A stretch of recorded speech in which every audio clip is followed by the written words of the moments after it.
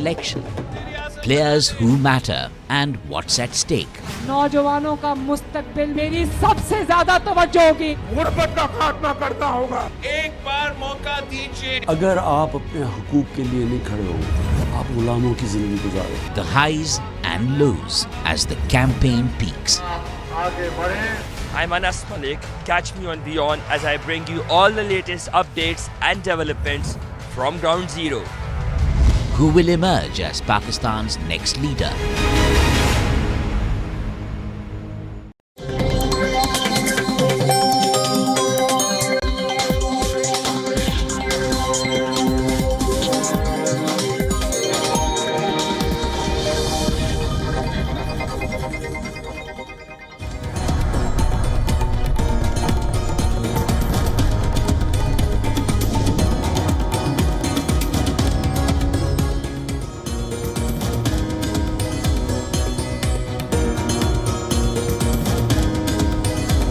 Welcome back, viewers. You're watching WION World is One. I'm Shivan Channa. This is World DNA, the show that gets you ahead of the rest. I'm Shivan Channa. Let's go.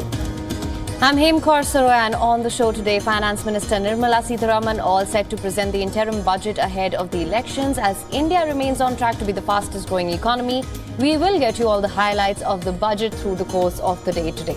Also on the show, after being sentenced to 10 years in prison in the state secrets case and 14 years in prison for the Tosha Khana case, we decode all the legal troubles of the former Pakistan Prime Minister Imran Khan.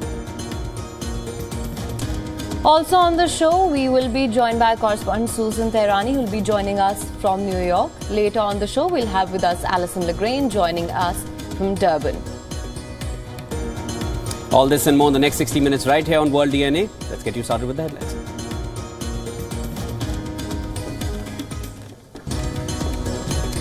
India's Union Finance Minister Nirmala Sitharaman to present the interim budget today ahead of marking the final budget in Prime Minister Modi's second term.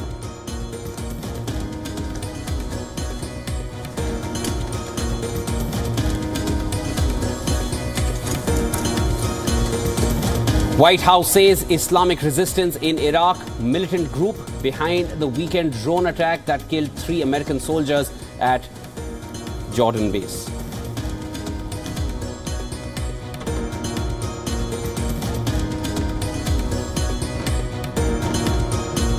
Netanyahu alleges UN agency for Palestinian refugees totally infiltrated by Hamas after Israeli claims that 12 staffers participated in the October 7th attacks.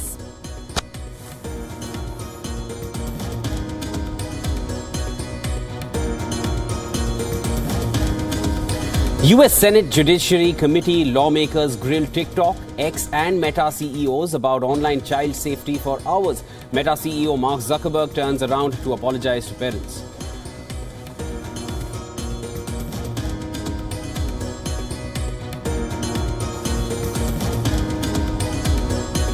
UN top court mostly rejects Kyiv's terrorism claims against Russia in eastern Ukraine, only says Moscow had quote-unquote failed to investigate alleged breaches.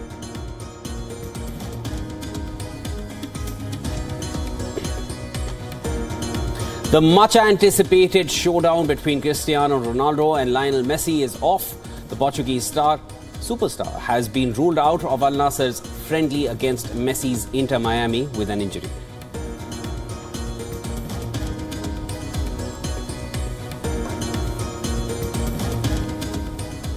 Benjamin Netanyahu has said that the UN agency for Palestinian refugees has been totally infiltrated by Hamas. Now, this comes after several countries suspended funding over Israeli claims that 12 UNRWA staffers participated in the October 7th attack. Now, Netanyahu has also called for the closure of the UNRWA as his forces conducted more airstrikes in Gaza.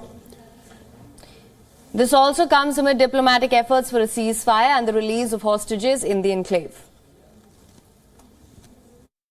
And I think it's time that the international community and the UN itself understand that UNRWA's mission has to end. UNRWA is self-perpetuating.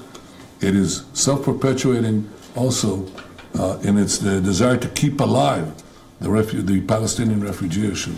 And we need to get other UN agencies and other aid agencies replacing UNRWA if we're going to solve the problem of Gaza as we intend to do.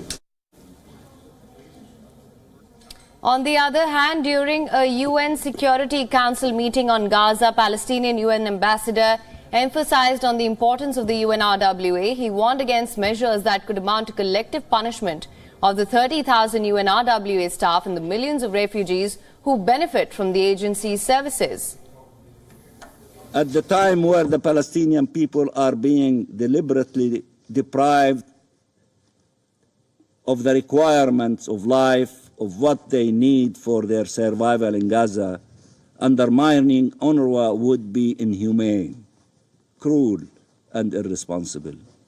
Since you all recognize the importance of UNRWA's role and its invaluable contribution, I trust that those who decided to suspend their funding will speedily revise their decision.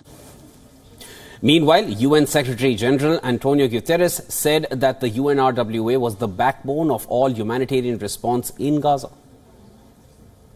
Scored the importance of keeping UNRWA's vital work going to meet the dire needs of civilians in Gaza and to ensure its continuity of services to Palestine refugees in the occupied West Bank, Jordan, Lebanon, and Syria.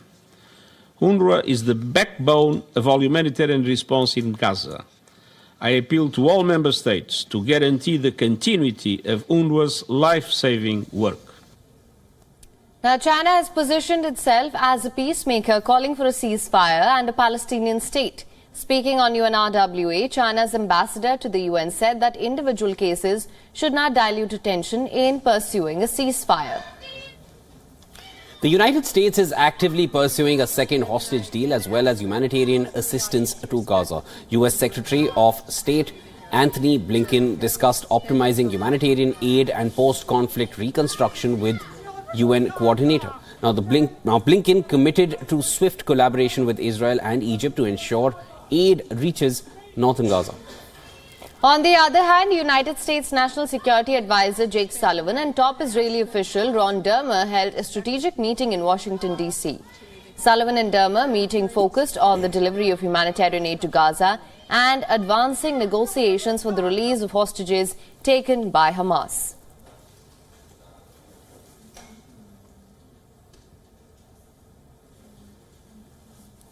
Washington has said that the recent drone attack on a U.S. base in Jordan was carried out by the Islamic resistance in Iraq. Now, the umbrella group, it's a coalition of Iran-backed militant group, including militant group Hezbollah. At least 3 American soldiers were killed in the strike and more than 40 troops were injured here. We believe that the attack in Jordan was planned, resourced, and facilitated by an umbrella group called the Islamic Resistance in Iraq, which contains multiple groups, including Kataib Hezbollah. The White House also reinstated President Joe Biden's resolve, saying the administration will respond to the attack at a time and in a manner of their choosing. This comes after the Kataib Hezbollah militant group announced that it was suspending attacks on U.S. troops. But National Security Council spokesperson John Kirby has refused to take, and I quote, what a group like Kataib Hezbollah says at face value. Meanwhile, American forces also destroyed a missile belonging to Yemen's Iran-backed Houthi rebels. U.S. Command, or CENTCOM, said that the Central Command, the surface-to-air missile posed an imminent threat to the United States aircraft. The U.S. has carried out strikes on Houthis both unilaterally and jointly with Britain. However, previous air raids were focused against the rebels targeting international shipping. Remember, Houthis began targeting Red Sea shipping in November, saying that they were hitting Israeli-linked vessels in support of Palestinians in Gaza. And the attacks have continued on Wednesday. The Houthis said that they carried out fresh operation against the United States. Houthi military spokesperson said their naval forces targeted an American merchant ship named Khoi headed to Palestinian territory. World powers hope to prevent a wider conflict, but tensions in West Asia are far from over. This is Houthis say they will keep attacking US and UK warships in the Red Sea.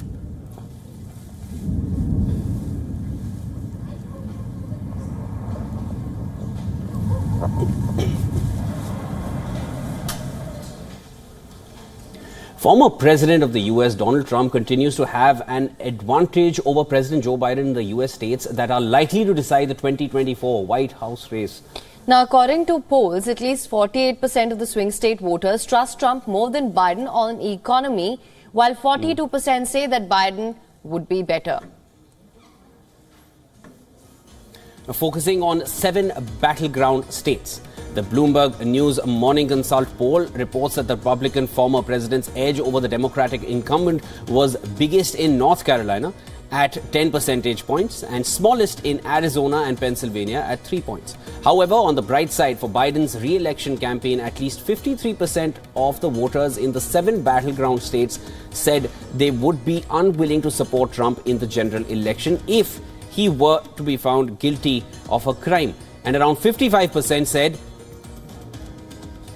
they would not back Trump if he is imprisoned.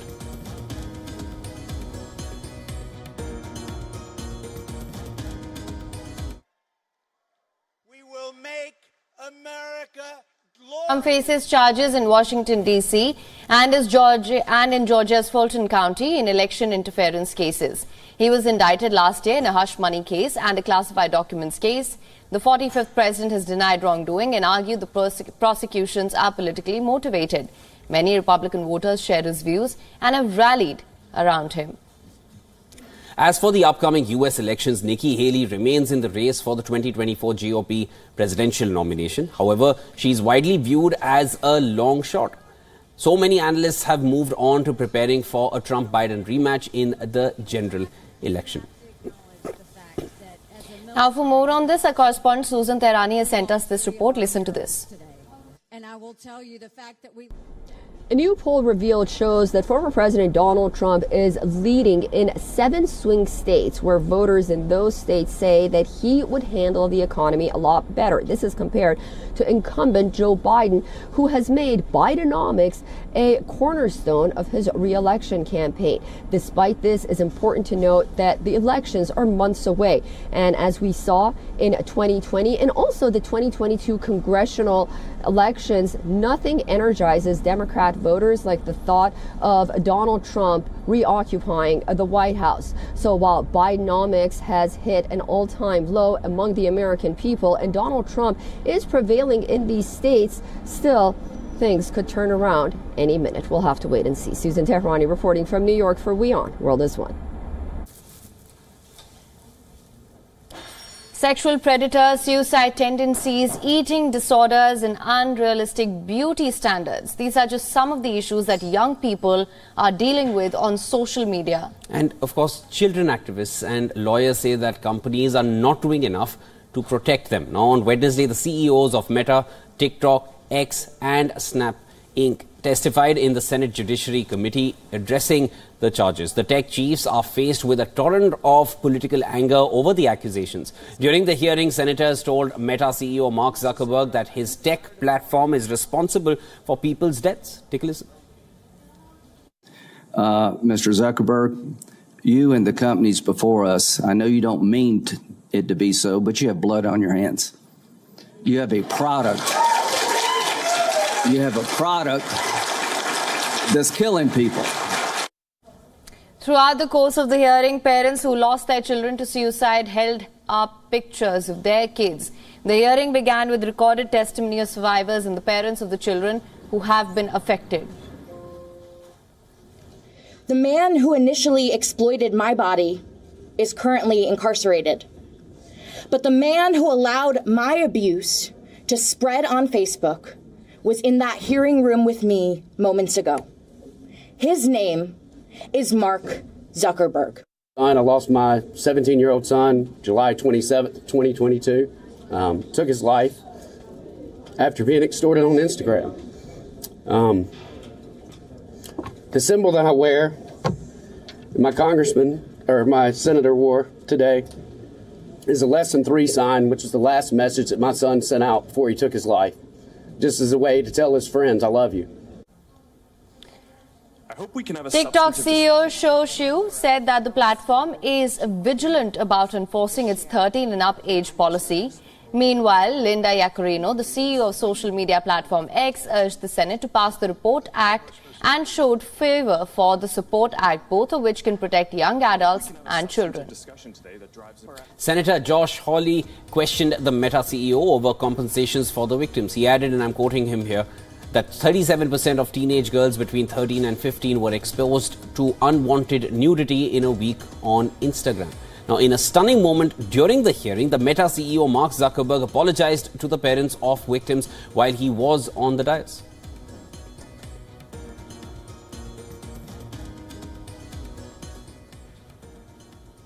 Very much, Mr. I'm sorry for everything that you've all experienced. It's terrible, and no one could actually get through the things that your families have suffered. And this is why we invested so much and are going to continue doing industry-leading efforts to make sure that no one has to go through the types of things that your families have had to suffer.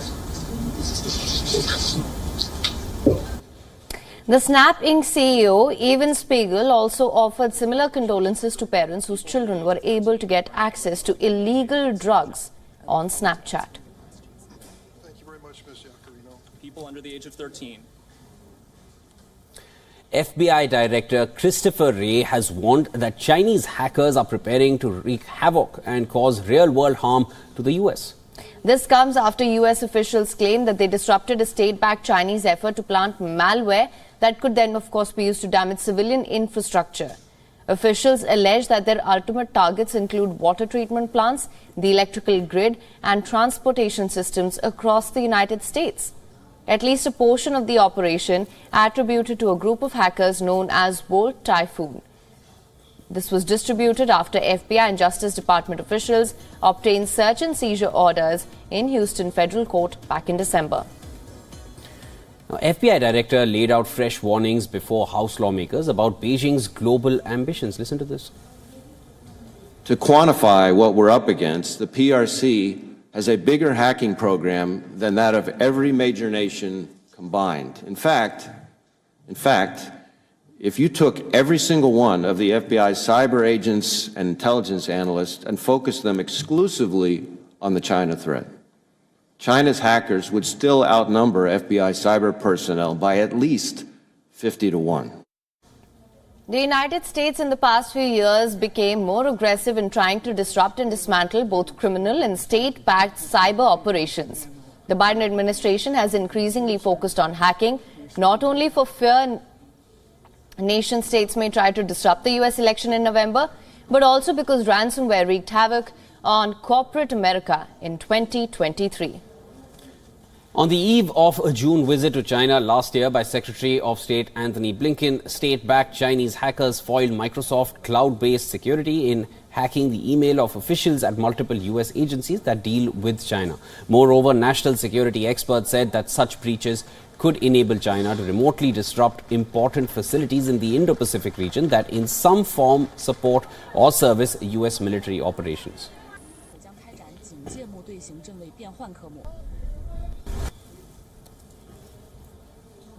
And farmers' unrest has taken over Europe now. Now, from epicenter France to neighbouring Germany, Spain and Italy to countries as far as Greece are witnessing massive protests. The protesters aim to press governments to ease environmental rules and shield them from rising costs and cheap imports. Now, the protests across Europe, these precede European Parliament elections that are scheduled for June this year. Farmers represent a growing constituency for the far right, which is expected to gain in the upcoming polls. Paris police arrested 79 protesters at the giant Runges food market, which the farmers tried to block with their tractors. The police said those arrested entered a storage site, causing some unspecified damage inside. The market, which is a hub for produce for France and beyond, and one of the largest of its kind in the world, has become a symbolic target for angry farmers, many of whom have travelled hundreds of kilometres in their tractors to get there. Over in Italy, next, hundreds of farmers with tractors blocked traffic near motorway access points outside Milan, in Tuscany and elsewhere. Farmers say they are not paid enough and they are choked by taxes and green rules and face unfair competition from abroad, especially from cheap Ukrainian imports. Then farmers in Greece also lined up on highways with their tractors, briefly shutting arteries in a symbolic protest as mobilizations grow in the country. Farmers say they are facing rising production costs while prices remain low. Now, a summit of European Union leaders is set for later today. The bloc's executive commission has made proposals to limit farm imports from Ukraine and ease some green regulations. These announcements, however, failed to stop many farmers from Belgium and beyond from driving their tractors into Brussels city centre ahead of a rally planned to coincide with Thursday's leaders' summit. Tractors were seen around the European Parliament while police cordoned off the Commission and Council buildings. While the farmers' crisis is not officially on the agenda of the EU summit, it is bound to be discussed.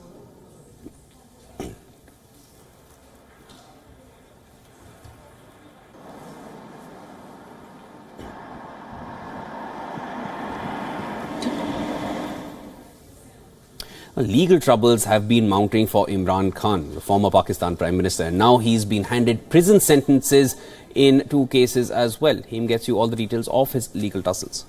Absolutely right, Shivan. Continues to mount for Pakistan's former Prime Minister Imran Khan. And in the last few days, Khan has been handed jail sentences in 2 cases.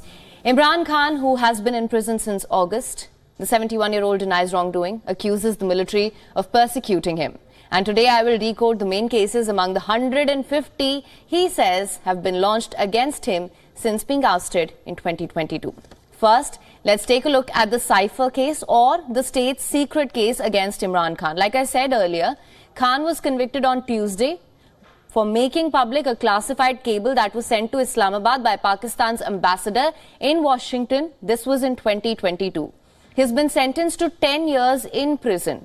Although, as I mentioned earlier, he denies the charge and has said that the contents appeared in the media from other sources.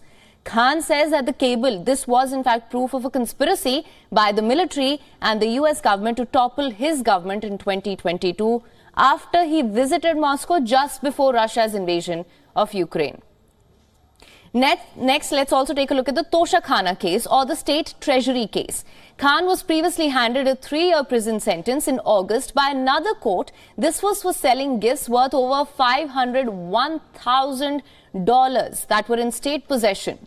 The gifts were received during his 2018 to 2022 premiership, and on Wednesday, an anti-graft court sentenced Khan and his wife to 14 years in jail in this Toshakhana case. He said that he legally purchased the items, although government officials allege Khan's aides have sold the gifts in Dubai. A list of these gifts shared by a former information minister includes perfumes, diamonds, jewelry, dinner sets, 7 watches even. Moving on to the land bribery case then. Khan was previously arrested for 4 days in May last year on charges that him and his wife received land as bribe through Al-Qadir Trust. That's a charitable trust that was set up by Bushra Bhutto Khan's 3rd wife and Khan in 2018 when he was still in office. Now, Pakistani authorities accused Khan and his wife of receiving the land worth up to $25 million from a property developer charged in Britain with money laundering. Authorities accuse Khan of getting the land in exchange for a favour to the property developer by using £190 million repatriated by Britain in the money laundering probe to pay fines levied by a court against the developer. That's that case. And Khan's aide have previously said that the land was donated to the trust for charitable purposes. And in the abetting violence case, Khan has been indicted under Pakistan's anti-terrorism law. He's been indicted in connection with violence against the military that erupted following his brief arrest related to the Al-Qadir case on the 9th of May. A section of Pakistan's 1997 Anti-Terrorism Act prescribes the death penalty as maximum punishment for this. Khan has denied the charges under the anti-terrorism law and says that he was in detention, in fact, when the violence took place. Back to you, Shivan. Thanks, Im. Moving further from here. Pakistani singer Rahat Fateh Ali Khan has been removed from his position as an ambassador for King Charles British Asian Trust. Now, the decision comes after a video went viral showing him, Rahat Fateh Ali Khan, thrashing a student with his shoe. The British Asian Trust, started in 2007 to fight poverty in South Asia, denounced the singer's actions, saying that they take all accusations of abuse seriously and they will look into this urgently. The trust has also severed all ties with Khan due to their strict policy against abusive behavior. Now, in 2017, Rahat Fateh Ali Khan was appointed as an ambassador for the British Asian Trust. The announcement was personally made by Prince Charles. However, following the backlash, the singer released a clarification video on social media. Accompanying him on the video was an individual involved in the altercation, identified as the singer's student. And as Rahat Fateh Ali Khan grapples with the ongoing situation, reports suggest Pakistan's federal agency has started a money laundering and tax evasion inquiry against the singer. Now, this comes after it was revealed that the musician made nearly $28,600,000 in 12 years and from a local and international concerts.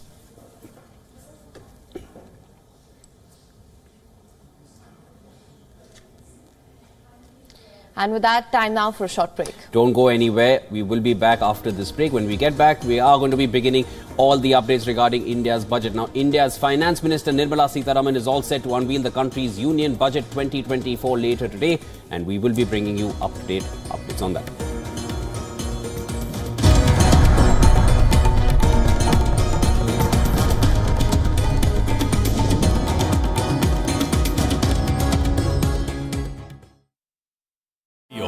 India's global voice, the channel that brings you the biggest stories from across the world through India's lens.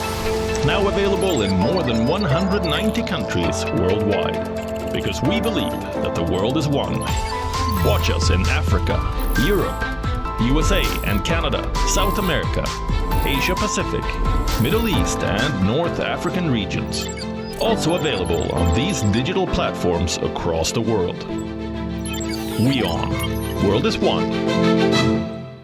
In 1979, two batchmates from CMTI teamed up with their mentor to create a small engineering design bureau.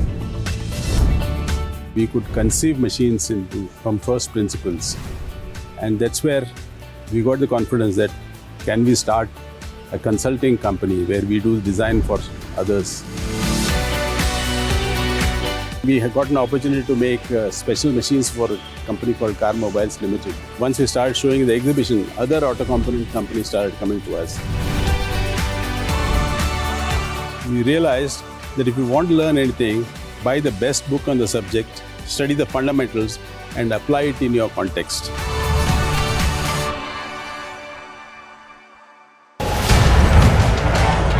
As election fever grips Pakistan, WION gets you all the twists and turns. The row over election and selection. Players who matter and what's at stake.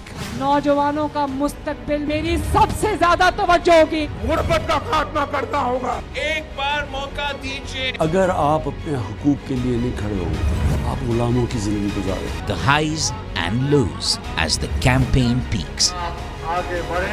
I'm Anas Malik. Catch me on WION as I bring you all the latest updates and developments from ground zero. Who will emerge as Pakistan's next leader? We are one, you and I. Burning in the sun. Rising in the rain. One in celebration. One in pain. One in a tragedy. One for our rights. One in search of hope. One in our fights.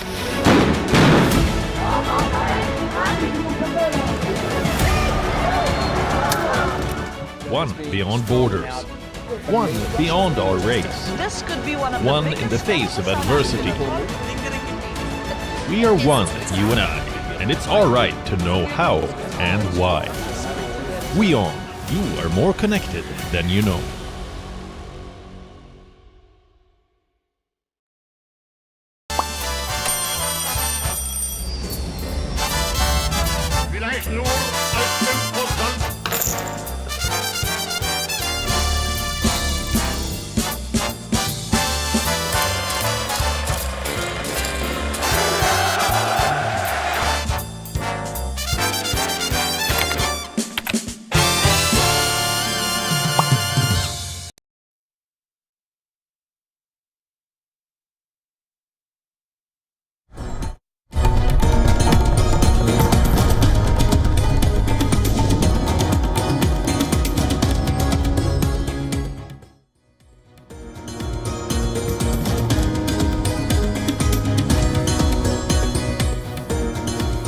Welcome back to World DNA. Thank you so much for staying with us. And on this side of World DNA, we will be getting you all the expectations and the highlight as India's Finance Minister Nirmala Sitharaman is all set to present the interim budget today.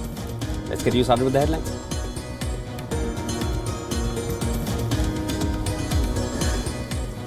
India's Union Finance Minister Nirmala Sitharaman to present interim budget today ahead of marking the final budget in Prime Minister Modi's second term.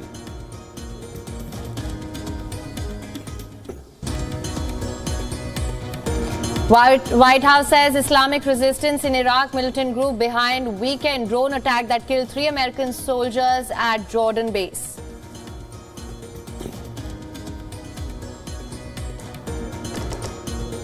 Netanyahu alleges UN agency for Palestinian refugees totally infiltrated by Hamas after Israeli claims that 12 staffers participated in the October 7th attack.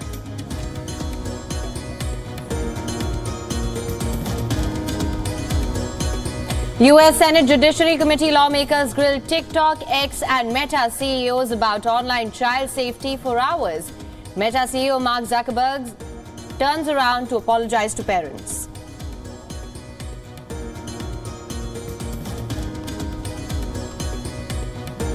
UN top court mostly rejects Kiev's terrorism claims against Russia in eastern Ukraine, only says Moscow had quote-unquote failed to investigate alleged breaches.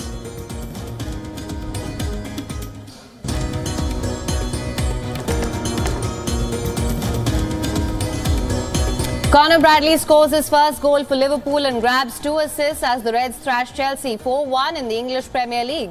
Jurgen Klopp's side are now 5 points clear at the top.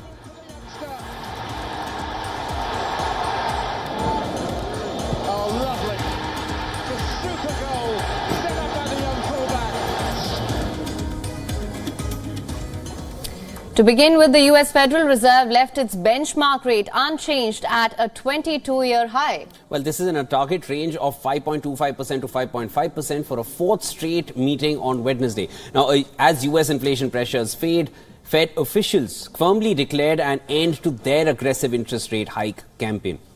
But Fed Chair Jerome Powell attempted to reframe expectations for when and how quickly they will cut rates this year. Listen to this. We believe that our policy rate is likely at its peak for this tightening cycle, and that, if the economy evolves broadly as expected, it will likely be appropriate to begin dialing back policy restraint at some point this year. While policymakers are shifting their focus to when to start easing policy amid a favorable pullback in inflation, it's clear that they're in no rush to cut rates. Against a backdrop of a still solid economy, Powell said officials would move patiently and doused speculation that rate cuts would start at the next meeting. Powell said, and I'm going to quote him here, "We're not declaring victory at all." After Powell's press conference, the market's odds of a rate cut in March, which had soared beyond 50% in recent days, that dropped to almost 1 in 3. James Knightley, chief international economist at ING Markets, said, and I'm quoting him here, "We still think this May is the most likely start point for policy easing rather than March, even if the arguments for earlier moves are building." Now, officials revamped the post-meeting statement, dropping a reference to a possible additional firming of policy, but the statement also indicated that it wouldn't be appropriate for the Fed to cut rates until it has gained greater confidence that inflation is moving sustainably towards 2%. Powell repeated those words and pushed back against market expectations for 5 or 6 rate cuts this year. Listen in. Based on the meeting today, I would tell you that I don't think it's likely that the committee will reach a level of confidence by the time of the March meeting to identify March as the time to do that. But that's to be seen. Powell also made it clear that with the economy holding up well and the labor market staying strong, the Fed has room to look at inflation.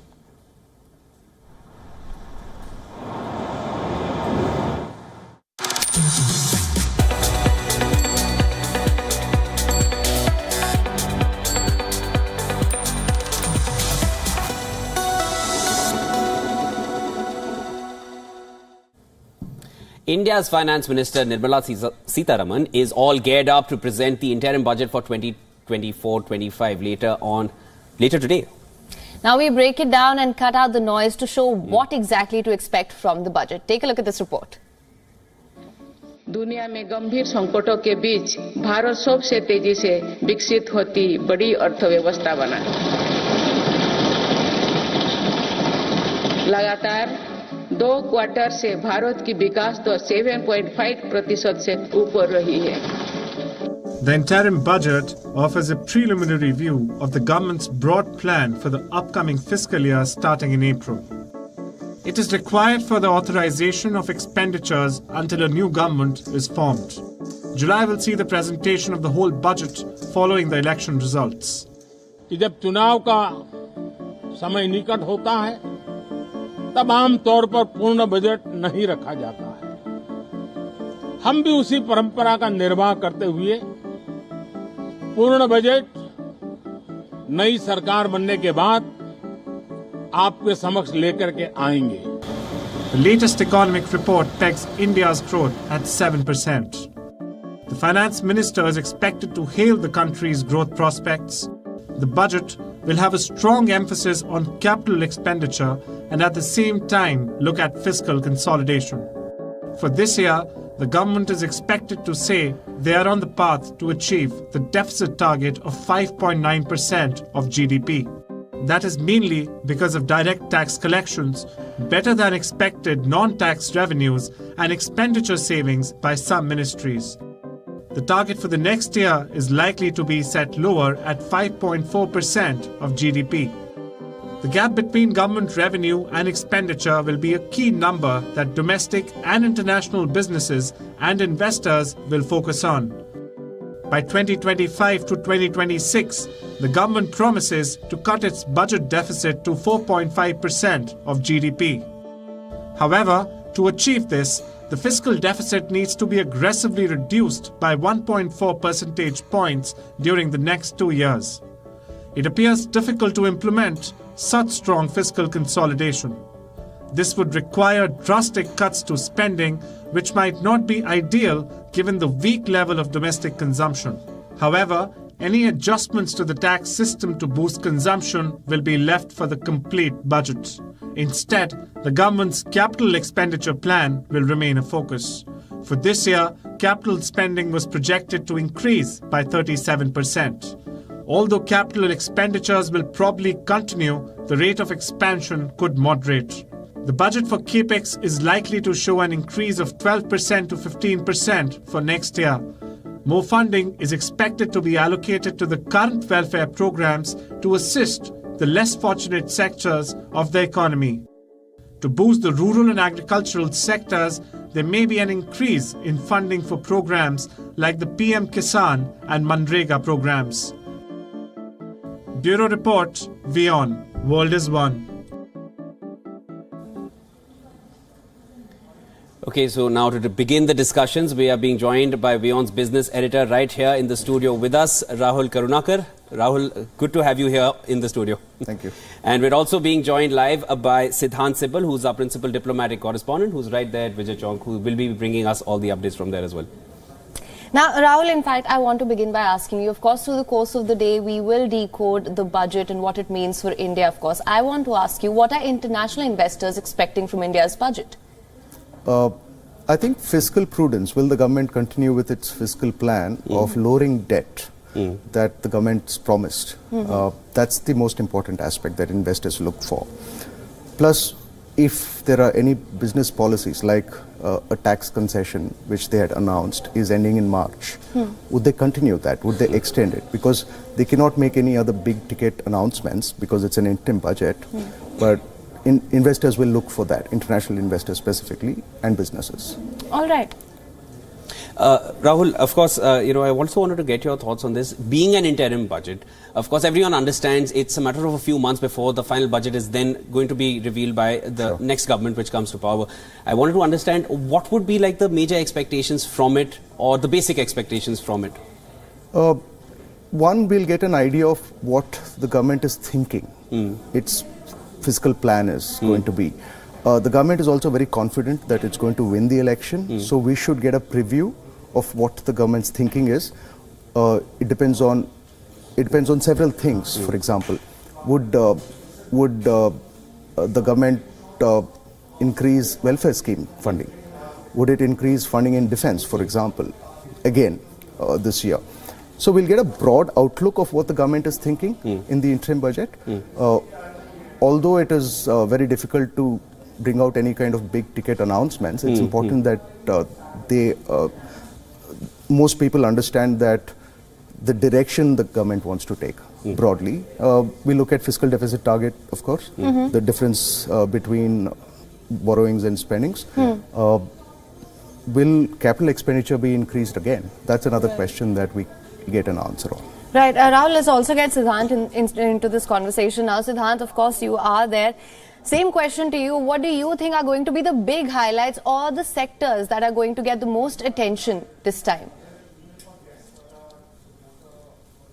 Well, we know that this is an interim budget, so not high expectations, but largely the government's focus will remain on growth. That is the larger focus area. We recently saw the numbers by the IMF as well, and also essentially the larger policy direction. I see the government talking about that, talking about what it has done in 5 years. Now, remember that elections are due in India. We do expect by March announcement over the entire process of election, which might take 2 months. And this is an interim budget where the government is expected to largely talk about its achievements in last 5 years, give little bit policy announcements, because ultimately these policies can't be implemented very soon. There is almost no time left, and we will see another budget being announced by the government, by the new government when it takes charge later this year. So essentially that remains the focus, but sectors where there has been a focus by the government has been, one of them is green energy, another is semiconductors. In fact, India's External Affairs Minister just recently talked about that how the focus is that India remains part of the larger supply chains, especially in semiconductors. And one key crucial part for the region, that the Indian budget is just not about the Indian budget, but it's also about supporting the 5 years plan for Bhutan, for other countries in the region, and for Chabar as well. So I do expect some kind of little bit support being announced during this interim budget for the countries in the region. Siddhant, stay with us. We're just going to come back to Rahul. Rahul, Siddhant mentioned certain sectors. He's also mentioned certain things that he is expecting from the budget at the moment. Semiconductors is definitely one of them, which even the External Affairs Minister mentioned about. Talk to us about what you feel about these sectors especially. I think broadly manufacturing as such will be the focus of this government. We've seen various schemes over the past months. In fact, they have also cut import duty on mobile components. So that will give us an idea. That is already giving us an idea that the focus will continue with manufacturing. Not just the semiconductor industry, but overall. And I think AI is also something that the government will look at in terms of policies, in terms of investment, in terms of helping startups. So broadly, these are the things that the government will look for. Yes, so that's right. Rahul, of course, we just want to come back to Siddhant at the moment. Siddhant, now when you mentioned, you spoke about the sectors, I wanted to get your thoughts on the defense sector specifically. Of course, India has been pushing for indigenization. India has been pushing for the Make in India resolve. And I wanted to understand, how much of that do you feel we can possibly see reflecting in the interim budget? Well, the focus when it comes to the defense budget has been operational cost, has been how to make sure there is Make in India defense. And these are the areas where broadly there can be indication where the government is going. Again, this is an interim budget, so not big bang announcements, but there will be an increased outlay for the defense budget, that is for sure. And also infrastructure development in India's northern border, that is an ongoing focus hikes if you look at previous year's budget as well, given the Chinese aggressive action. So I do expect announcements being made to support the border, the village, the vibrant village announcement that has been a part of the ongoing policy of the government, and also to beef up the infrastructure. We have seen the Indian Defence Minister making announcements and also inaugurating projects like roads, infrastructure at the border areas. But let me give you a kind of a ground view of what is happening. In a short while from now, we will see the Indian Finance Minister just coming to the Finance Ministry. Now, this area has been now entirely blocked, and we do expect the Finance Minister to come shortly. Thereafter, she will be from the Finance Ministry. She will be going to the Rashtrapati Bhavan to meet the President, and then thereafter she will be going to the Parliament, where she will be making her address, the budget address. All right. Well, Siddhant, thank you so much for that. Now, Rahul, I want to come back to you. You touched on this earlier, and I just want to understand this better. The question is, how will the government balance fiscal prudence and its welfare schemes in addition to the capital spending? What's your take on that? It is a very balancing act. The government needs to maintain the fiscal prudence while also supporting consumption, because we've seen consumption numbers slowing in the latest estimate of the GDP numbers, if we had looked at that. The government has also promised 4.5% deficit by 26, which means they have to look at significant spending cuts. But what is helping the government right now is it's clear direct tax revenues have increased, non-tax revenues have increased as well. They can look at increasing their disinvestment plans, and by that they can use that money to spend.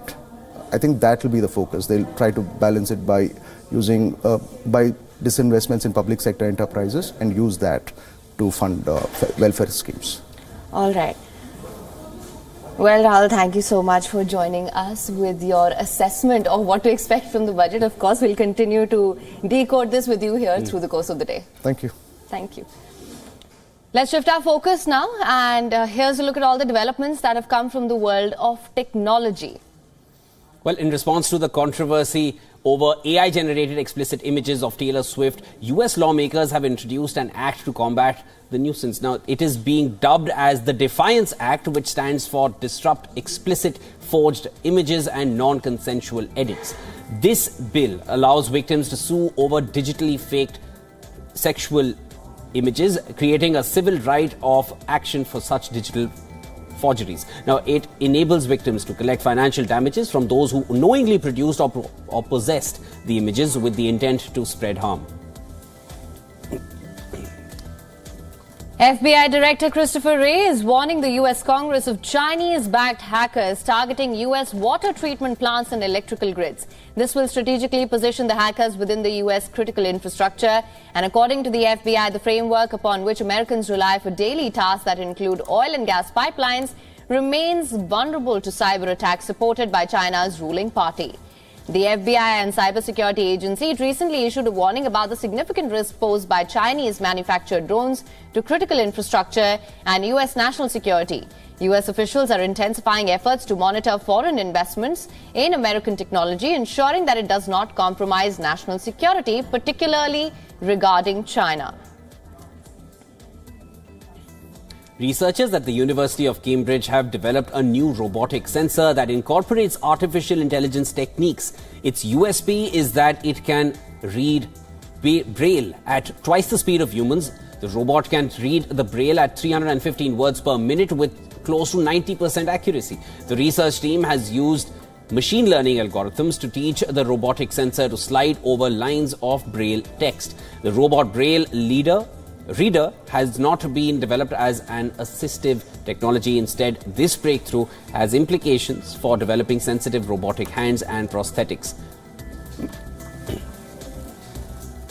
According to a study by French and German music societies, more than two-thirds of musicians fear that artificial intelligence will make it impossible to make a living, based on a survey of more than 15,000 people in the industry. France's Society of Authors, Composers and Music Publishers and its German equivalent say that 71% of the respondents fear that they would no longer make ends meet in the future. The study has also found that 35% are already using AI in a large number of areas related to music creation.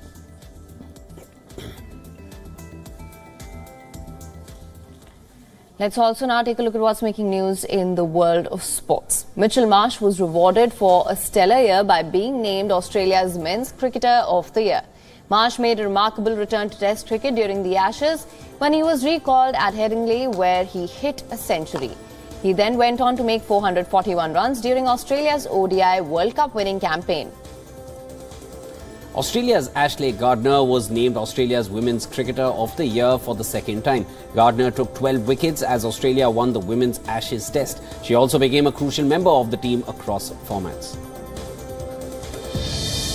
England spinner Jack Leach is likely to miss the second test against India in Visakhapatnam starting Friday. Leach hurt his left knee fielding in Hyderabad but was still able to bowl 10 overs in the second innings as England sealed a remarkable 28-run win. He did not bowl in training.